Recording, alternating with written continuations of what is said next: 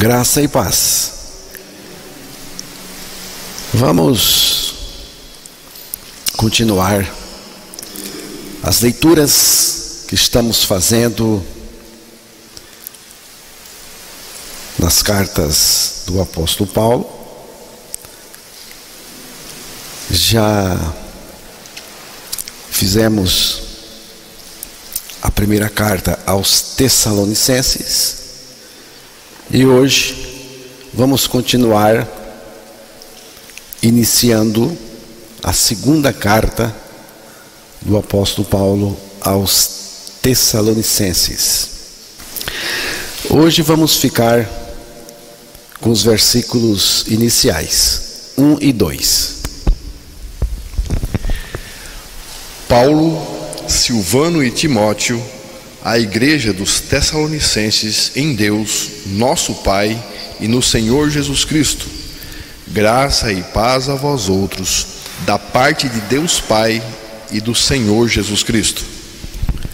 Que Deus, em sua infinita graça e misericórdia, revele a nós, ao nosso coração, a sua palavra. O apóstolo Paulo inicia a sua segunda carta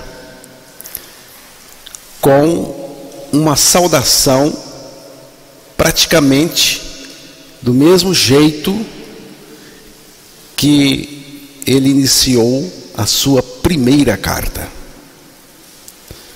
Paulo, Silvano e Timóteo, a igreja dos Tessalonicenses em Deus, nosso Pai, e no Senhor Jesus Cristo. A expressão a igreja dos Tessalonicenses está indicando que a igreja é constituída de pessoas. A igreja de Cristo. O que é a igreja de Cristo? É um conjunto de fiéis, salvos, regenerados e santos em Cristo, que se reúnem debaixo da autoridade de Cristo e de sua palavra. Agora, no meio, tem um monte de coisa que não tem nada a ver com a igreja de Cristo. Mas eu estou falando da igreja de Cristo. A igreja de Deus é gente regenerada, santificada em Cristo, que em todo lugar invoca o nome do nosso Senhor Jesus Cristo. Em todo lugar. Primeira carta aos Coríntios, capítulo 1, versículo 2.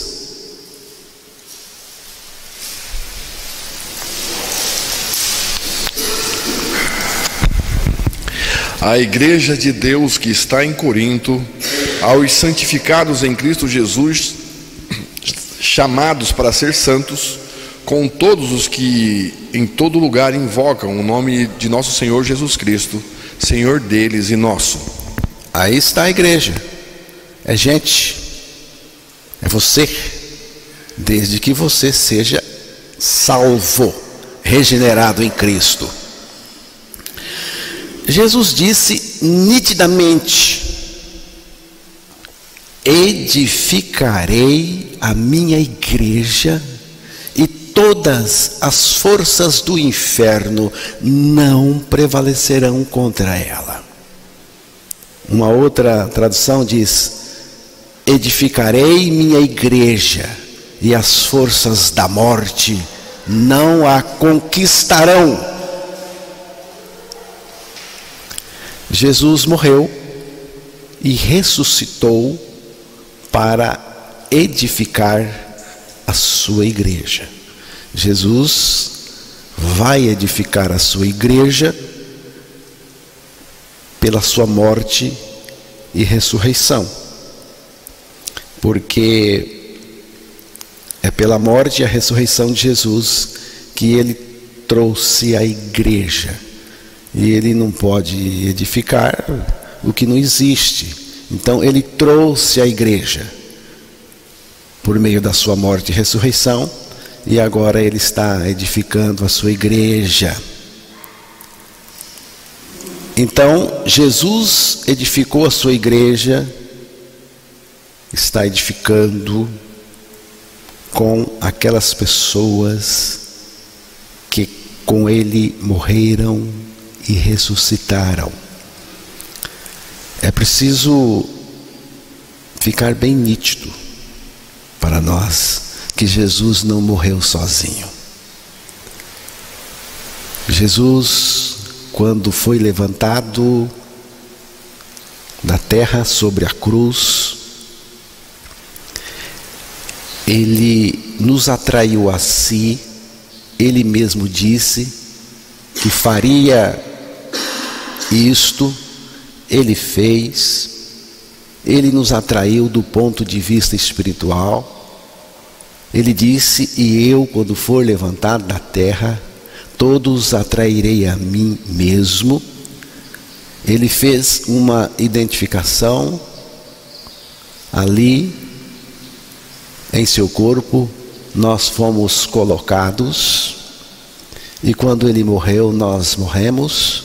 Quando ele ressuscitou, nós ressuscitamos, e ele está em nós agora, vivendo a sua vida que é justa e santa. Igreja é isto. A igreja é composta daqueles que morreram com Cristo, daqueles que creem que morreram com Cristo e também com ele ressuscitaram. A igreja é o corpo de Cristo e por ele ela é nutrida. Agora, irmãos, não podemos confundir igreja com sistema religioso. Igreja não tem nada a ver com sistema religioso.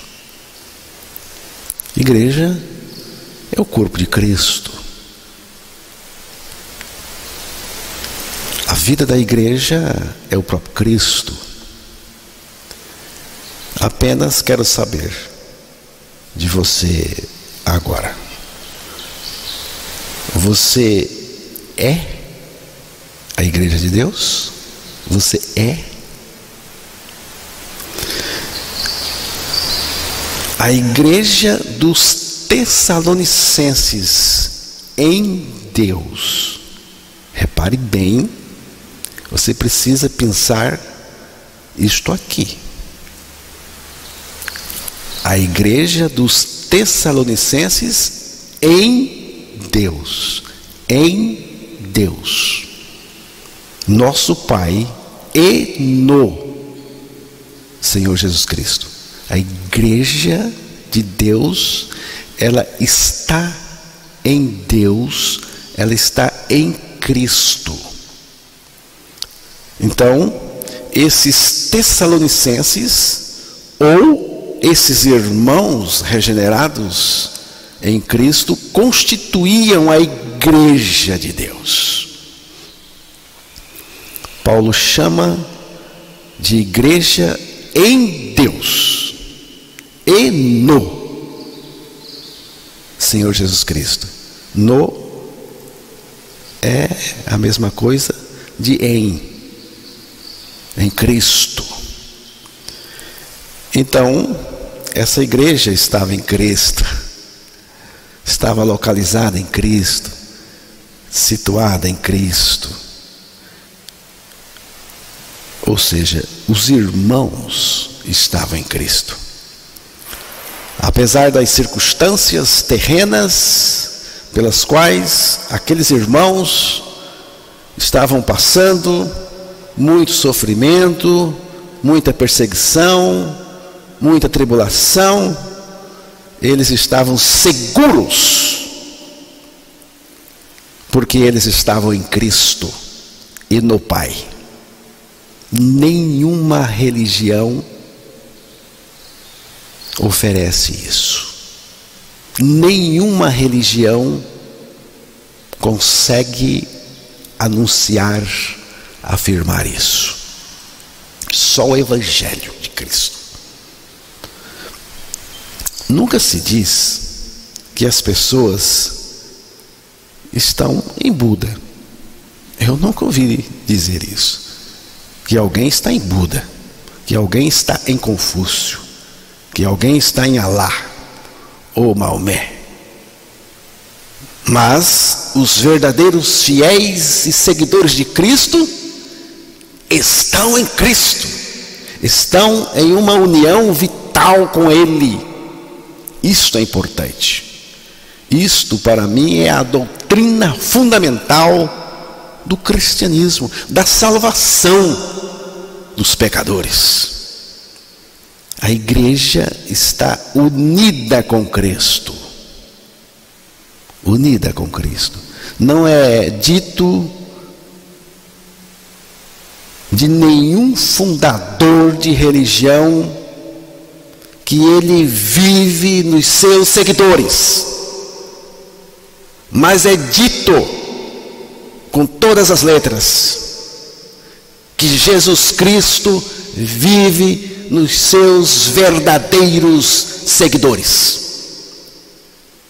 Já estou crucificado com Cristo e vivo não mais eu, mas Cristo vive em mim, e a vida que agora vivo na carne, vivo-a pela fé do Filho de Deus, o qual me amou e se entregou a si mesmo por mim. Gálatas, capítulo 2, verso 20. Para mim o viver é Cristo, afirmou o apóstolo Paulo. Filipenses 1, 21. Para mim o viver é Cristo. Note que não diz que viver é ser como Cristo. Ele não disse isso, que viver é ser como Cristo. Ele não disse que viver é imitar Cristo. Não, ele diz: viver é Cristo. É. Ou seja, a vida é Cristo. A vida de um cristão verdadeiro é Cristo. Cristo em vós. Continuou dizendo o apóstolo Paulo na sua carta aos Colossenses 1:27. Cristo dentro de vocês.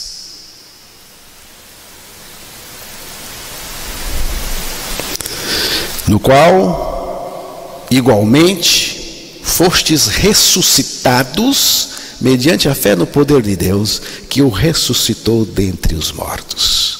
Colossenses 2:12. Você está entendendo? Você está percebendo o que está escrito aqui? No qual, quem é este?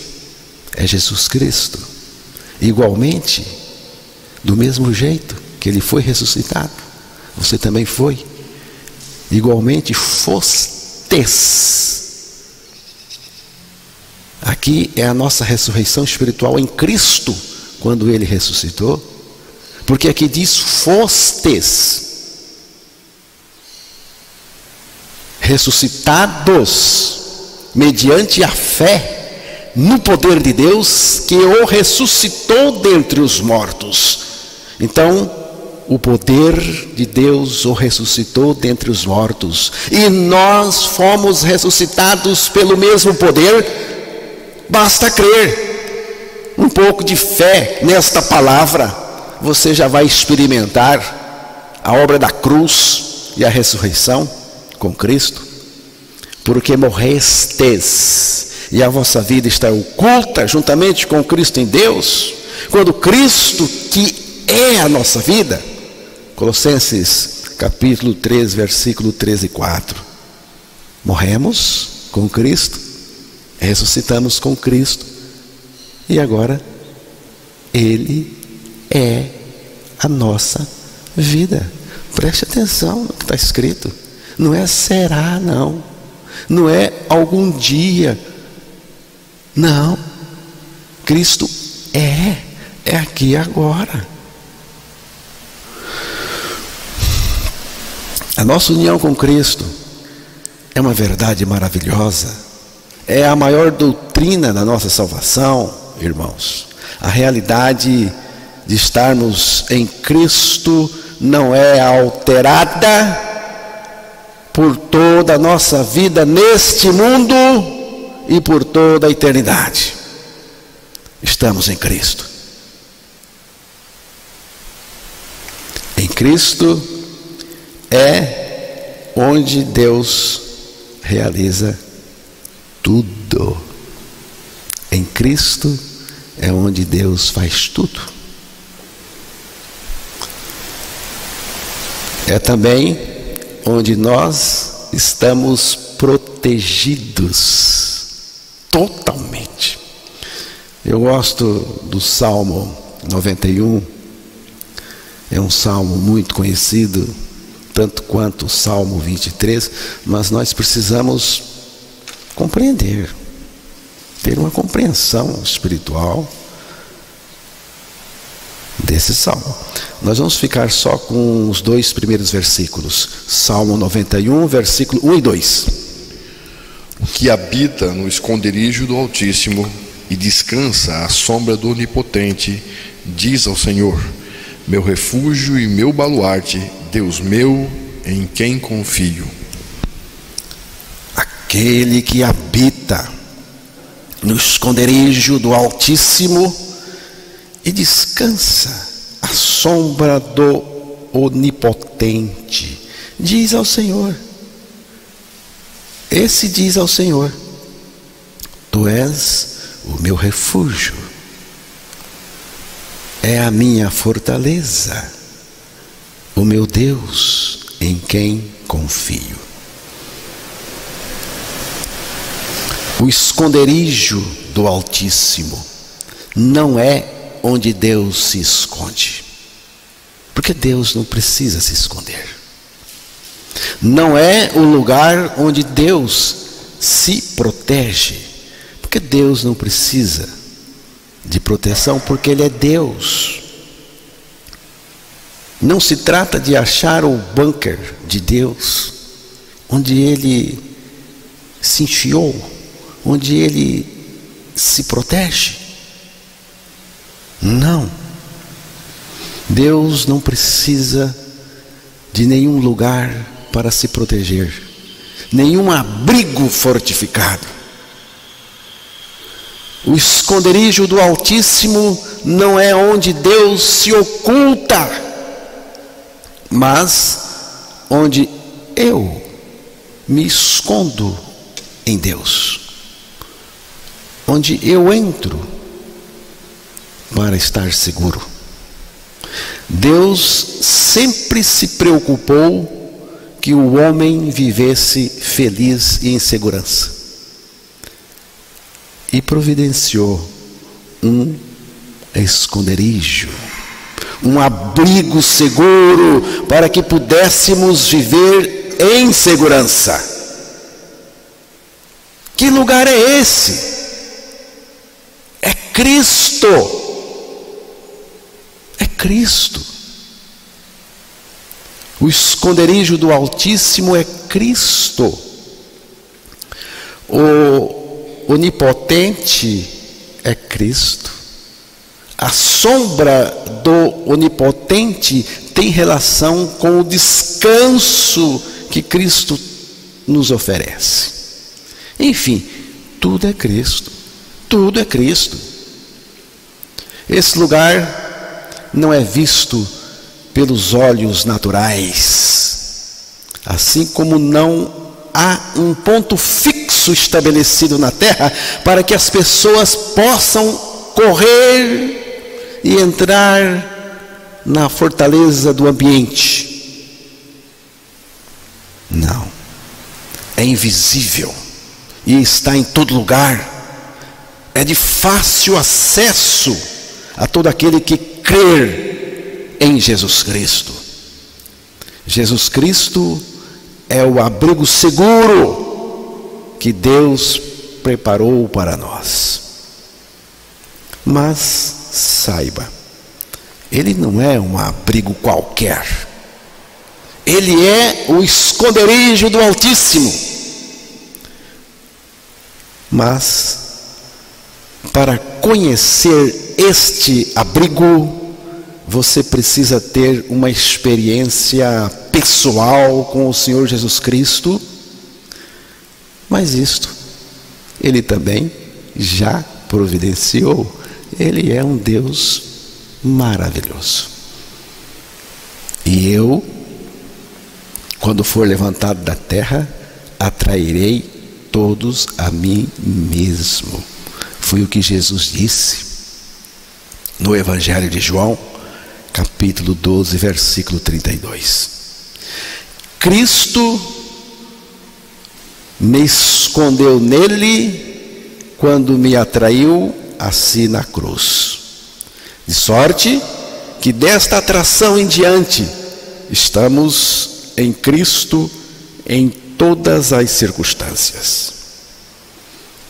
Cristo me colocou no esconderijo do Altíssimo, que é Ele, e o esconderijo entrou em mim, porque Cristo vive em mim. O esconderijo do Altíssimo não é onde Deus se esconde ou se protege, mas onde Deus me esconde nele. Cristo me colocou no seu esconderijo, e esse esconderijo entrou em mim. Já estou crucificado com Cristo. Estou crucificado com Cristo e é eu nele, colocado nele. E vivo não mais eu, mas Cristo vive em mim. Agora é Ele colocado em mim, pela minha ressurreição juntamente com Ele. Eu estou nele, Ele está em mim. Ao reconhecermos que Cristo nos atraiu a si na cruz, nos identificou em sua morte e ressurreição, somos constrangidos a aceitar, a dizer, a crer que nele nós também morremos, ressuscitamos e agora Ele está em nós. A sua pessoa maravilhosa está em nós. Ele vive em nós a sua vida justa e santa. O próprio Cristo foi nítido em dizer, naquele dia: conhecereis que estou em meu Pai, e vós em mim, e eu em vós. Evangelho de João 14, versículo 20. Quem está em Cristo e Cristo está nele, goza descanso, desfruta proteção. O estar em Cristo, oculto em Deus, é o refúgio que nos traz todas as proteções. A palavra é categórica em dizer: e o maligno não pode tocar nele, naquele que está no Senhor, e o Senhor está nele. Primeira carta de João, capítulo 5, versículo 18. O Senhor é o meu esconderijo, seguro e impossível de ser tomado por qualquer força. Fique tranquilo, você está em segurança. Então, tenho descanso, tenho paz, a sombra de quem? Do Onipotente, que é o próprio Cristo. Então, irmãos, o lugar mais seguro do universo é o esconderijo do Altíssimo.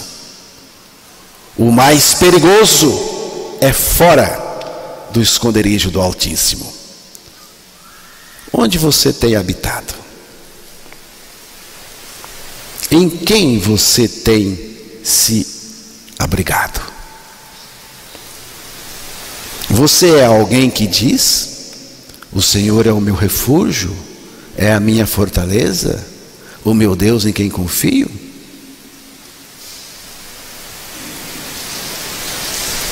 Você fez do Altíssimo a sua morada? Você habita nele e ele habita em você? Estamos aqui falando de uma união tremenda, a nossa união com ele. Se não experimenta ainda essa proteção de estar em Cristo, então eu lhe peço, não fique de fora. Não fique de fora.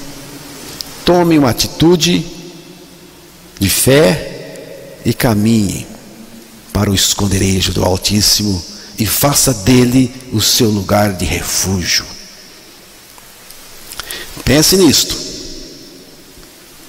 Salmo 46, versículo 1.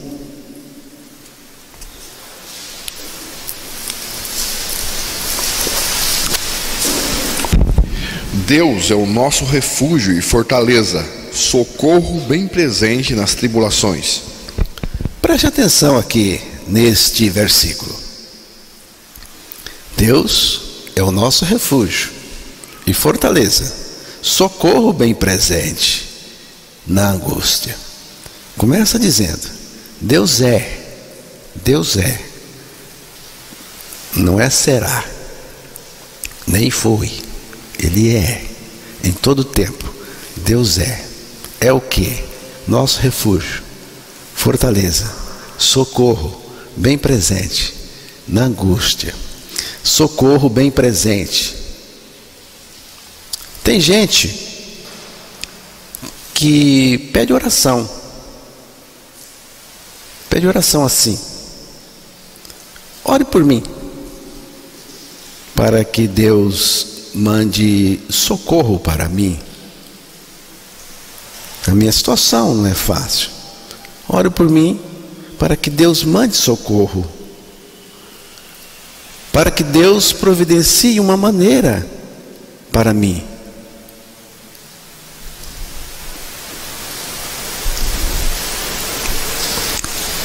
Está errada a oração. Se você tem orado assim, você está orando errado. Não é que Deus vai mandar um socorro. Não é que Deus vai bolar, vai armar, arquitetar, conceber alguma coisa para te ajudar. Não. Deus é o socorro. Ele é. Ele não vai mandar. Ele é. Ele pessoalmente é o nosso socorro. Você notou? É Ele. Você tem que ter Ele em você. Entendeu? Você tem que ter Ele em você, porque é Ele o socorro.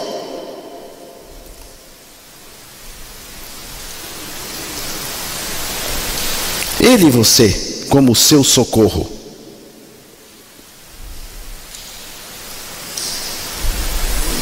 Agora, se você não tem Ele em você, se Deus não é o seu socorro, a pessoa dele, Ele mesmo,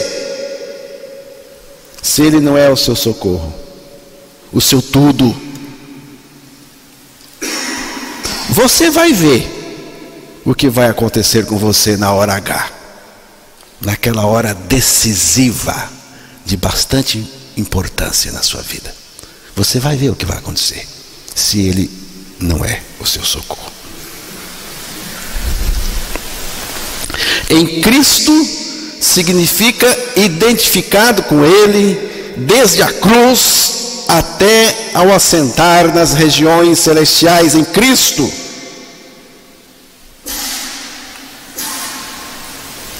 Então significa que estamos crucificados, ressuscitados juntamente com Cristo, e Ele em nós, vivendo a sua vida justa e santa. A igreja é isto. A igreja de Cristo está identificada com Ele mesmo. A igreja está colocada no mundo como agente do reino de Deus. A igreja é uma espécie de colônia do céu na terra, bem no meio do território infestado pelo inimigo. A igreja de Cristo só depende daquele que é o seu dono, Jesus Cristo. Acerca da igreja, Jesus disse: minha. Então é dele. Todas as forças do inferno não prevalecerão contra a igreja de Cristo. A igreja de Cristo. Não é a imitação, não. A igreja de Cristo. As forças da morte não a conquistarão. Foi o que o dono da igreja disse. Então, irmãos, quem defende a igreja é Cristo mesmo. Cristo não precisa dos poderes deste mundo para defender a sua igreja. A igreja não precisa de política, nem de políticos para defendê-la. Ela já tem o seu defensor, é Cristo. Cristo mesmo defende a sua igreja. Se ele acha que a sua igreja deve ir para o martírio ela irá. Apesar das perseguições, das tribulações, do sofrimento que a igreja de Cristo suporta, passa, sofre, neste mundo, ela segue vitoriosa e impoluta, porque ela é a igreja de Cristo. Nenhuma perseguição haverá de deter o avanço da igreja. Nada irá deter a igreja. O mundo só persegue a pessoa em quem Cristo vive. Você sabia disso? Você sabia disso? O mundo só persegue aquela pessoa em quem Cristo vive. Sabe por quê? Porque o mundo persegue Cristo. É Cristo que o mundo persegue. O mundo religioso, o mundo secular, o mundo sem Cristo em geral. Por que que o mundo persegue a verdadeira igreja? Porque Cristo está nela. E a raiva do maligno, o ódio do maligno, primeiramente é contra Cristo. E ele vai descarregar tudo isto na igreja de Cristo e na pessoa em quem Cristo vive. Se você não tem Cristo em você, você e o mundo, juntinho, tá? Tá beleza com você. E eu entendo, porque é assim mesmo. Mesmo diante das ameaças de morte e de martírio, os servos de Cristo não desistem, porque Cristo é a vida deles, a motivação deles, o alvo deles, o propósito deles.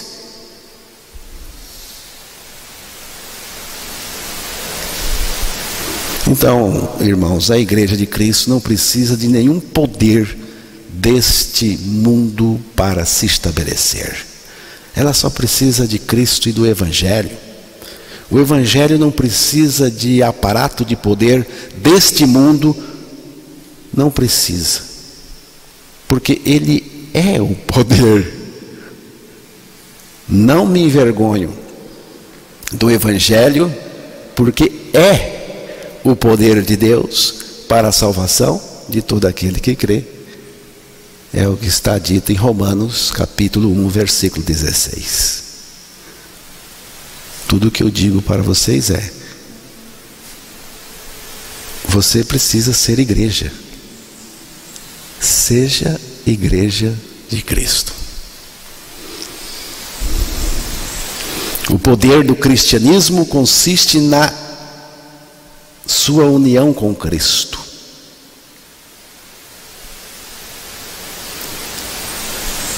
A união com Cristo é o cerne do Evangelho. Estar em Cristo é a constituição fundamental do cristão. Cristo e a igreja estão unidos numa realidade espiritual única, uma realidade só. Cristo é a vida da igreja, a igreja é a manifestação da vida de Cristo, Cristo age na igreja e a sua vida se manifesta nela. Cristo e a igreja se identificam. A identidade da igreja é Cristo. O cristão tem o caráter de Cristo, tem o sotaque de Cristo, tem o jeito de Cristo, tem a maneira de fazer as coisas, a maneira de Cristo. Como que Cristo fazia as coisas? O cristão tem a maneira de Cristo. Irmãos, quando se fere um cristão, fere-se também a Cristo. Quando se persegue um cristão, persegue-se Cristo também. Jesus disse: Saulo, Saulo, por que tu me persegues? Mas quem Saulo estava perseguindo? Estava perseguindo os cristãos, estava perseguindo a igreja. Mas com isso estava perseguindo Cristo, porque Cristo estava nos cristãos, estava na igreja.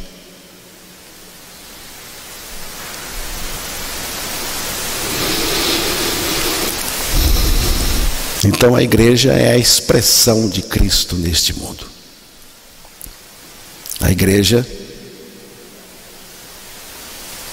não é mais do que Cristo manifestado no mundo. E isto basta.